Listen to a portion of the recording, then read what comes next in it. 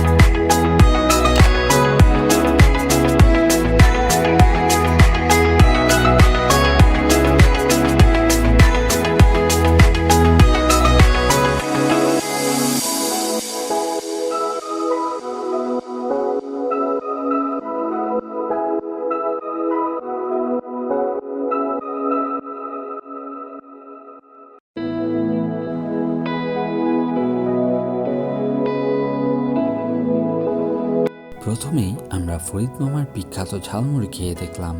মুড়িটিতে তার একটি স্পেশাল মশলা ইউজ করা হয়েছে, যার কারণে মুড়িটিতে চমৎকার একটি ফ্লেভার এসেছে।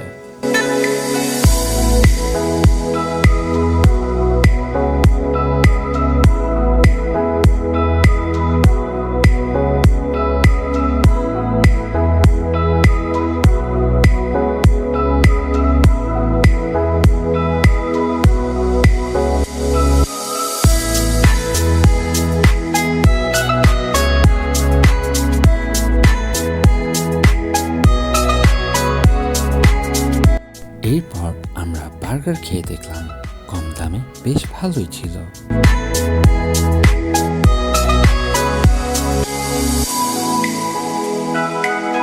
আমরা মঞ্জু মামার ফুচকা খেয়ে দেখলাম, যথেষ্ট পরিমাণ ডিম, মশলা ও স্পেশাল একটি টক দেয়া হয়, যার কারণে টক, ঝাল, মিষ্টি সুন্দর একটি ফ্লেভার চলে আসে।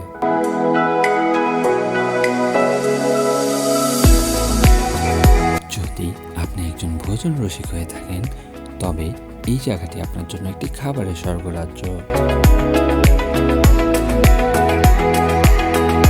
আমাদের আজকের ফুড রিভিউর ভিডিও এই পর্যন্তই।